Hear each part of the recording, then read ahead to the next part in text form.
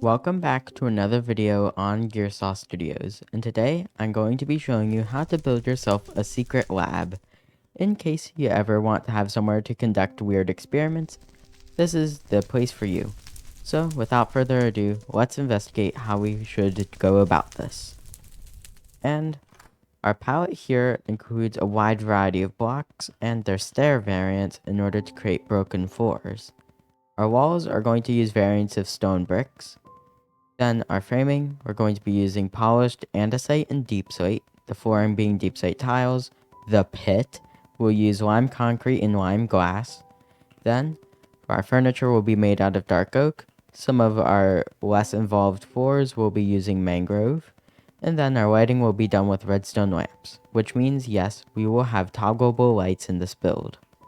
Then what you want to do is go inside any structure you think you can hide something in and place it there, whether it be inside of a witch house with a trapdoor going into it, or you could hide it inside of a grave, a mausoleum. Perfect place inside here in order to hide something.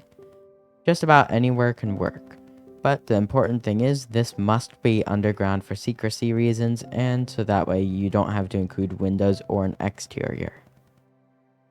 Once you've found yourself a suitable location to hide the thing, whether it be a trapdoor hidden under carpet, behind a wall, or a relatively inconspicuous door in a hard-to-reach area, then you want to place a trapdoor, a spire of stone bricks with ladders, and then you want to go decently far down. And once you've reached a good height, then what you want to do is extend the ladder to where you want your floor to be, and then replace your floors with mangrove planks like this. And then we have to start excavating a massive room. How big? It really depends on what you want. There's nothing you really need to do regarding to size. You need to make it relatively large. And we're going to dig out two separate areas. It can even be asymmetrical if you want. So get creative. Just remember, we need to have an area for two separate labs. And then we also need an area for a pit. And the pit will have to be quite deep. So preferably try to build this in the stone layer instead of the deep slate layer. For this upper portion, I've excavated an asymmetrical area, and that's all you really need for this part. Simple rectangle. Wherever you want to walk, place mangrove planks, and then wherever you don't plan to walk, dig it out so that way we can have the pit. The pit is going to be filled with lime concrete and lime stained glass in order to make it look like we have some toxic chemicals down here, even though they don't glow green still. First off, line the walls with deep slate bricks. You're likely to have some cobbled deep slate lying around if you plan to use deep slate tiles for this. And you want to texture it like so. My mouse is kind of broken right now. I'm gonna eventually get a new one, so can't place as well, but anyways, you want to texture it with lines going across like this, and occasionally some blobs. Once you have it all cracked and the bottom is lime stained, then we can start layering the glass in. Once you have all of your cracked bricks in, then replace the walls with deep slate bricks. And just like that, most of our walls are deep slate bricks. Of course, fill in the gaps. Then our next step will be adding a small stream of lime concrete. This is for a pipe we will be adding later, but you want it to drip not continuously.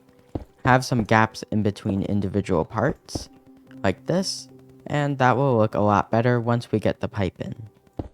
And then replace the walls, and we'll have to add some lighting down here.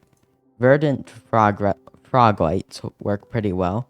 However, those might be slightly difficult to get, frogs being inconvenient as always. So, if you can't, then use redstone lamps. But your important job here is to make sure that the bottom is properly lit. Otherwise, the entire effect is ruined if the bottom is not properly lit up. With our lighting at the bottom, we can now continue on with the build. First off, we need some lime concrete going up like this, broken apart pillar, and that will be part of a pipe we'll be adding later. Then, this lime stained glass will be placed in layers with one block a gap in between. And when finished, you'll have a cool effect. Here we have some of them done, and you can see, although it's not quite deep enough, it would be unfeasible to make it too deep, so this is what we have. And it looks remarkably interesting. So I'd give it a shot, see what you can do with this fog effect. With our layered glass here, along with a nice little column here, so that way we can have a pipe dripping into this, we now have the pit. And from afar like this, it really looks like a bottomless pit. Even from this angle where you can see almost the whole thing, still, unless you jump up, you can't see the bottom, which makes an ominous effect, especially with the lighting. Speaking of which, it's incredibly dark. I'd recommend adding some lanterns hanging around, some redstone lamps here and there, although that's more so for the mini rooms we're going to be adding. And notably, we also need the stone brick walls. Make all the walls stone bricks. On the very top layer, add upside down stairs, and then texture it all once you're done with those parts. Now, you can see our walls are properly textured, and while nothing interesting yet since nothing has been added to them, not to mention we need some lights soon, still, it looks quite interesting. On top of that, I've added our pipe here, and you can see it's not very pipe-like, but if it looks interesting, then it suffices. Since this is a secret laboratory, anything flies as long as it looks remarkable. And you can see, this does not look normal, which means it passes. Take a pause if you want to see what this looks like in case you want to copy it. And don't forget a small control panel on one part of anywhere in this facility. And then what you want to do is, in here, texture with stone bricks yet again. We'll be adding end crystals here. You know, in case you ever need to blow up the whole lab. Okay, that's not the real reason, but still.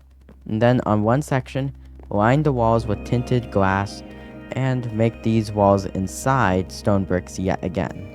Make sure that you have lights in there and that they are hooked up to a redstone system. Now, this room over here has been divided into two, mainly for cleanliness reasons because I didn't really plan out this build too well. But I recommend making the tops and bottoms obsidian if you have enough of it, mainly for safety reasons. Copy, or really make a variant of what you have on the pipe side, so that way we can have interesting looking end crystals. And then for this side room right here, I was not able to figure out the redstone.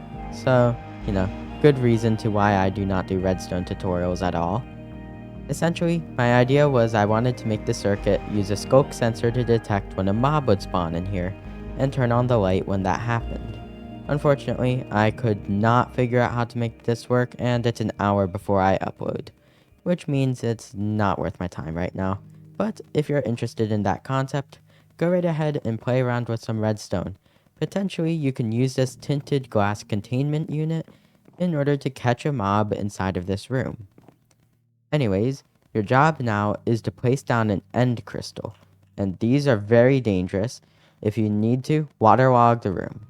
Then get yourself some normal glass and some lightning rods. The lightning rods are mainly for decoration though. Place one on either side to make it look like it's extracting power. And then end crystal, end crystal. And then you seal these up, and now they look like some sort of weird power generator. You can even add more lightning rods around the room to make it more interesting. But make sure that you exercise extreme caution around this, because it will one-hit you, even if you have good armor. With our end crystals properly contained, making sure that nobody is going to punch them accidentally, we need to add the final finishing details to our lab.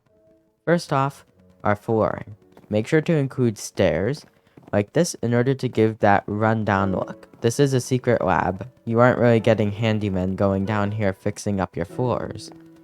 If you have a broken floor near a wall like this, then what you need to do is extend the wall block down by one. Then add some shelves. Make sure to place your trapdoors like this, not like this. And then you can place candles on top, unlit or lit. If they're unlit, they're test files. If they're lit, they're candles. And don't forget about the existence of sea pickles, since those also look like weird glasses. And then, fill up the remaining wall space with whatever you can. Paintings, jukeboxes with your favorite music discs. Ward is a good one. Well, Ward is the best one, but still. We have all these things in here. And then once you're finally done with that, then your secret lab is finished. But make sure to include a chair. Everyone needs a chair in life. But yeah, we have a completed lab and a nice place to conduct experiments. Have something destructive involving TNT? Build a new corridor.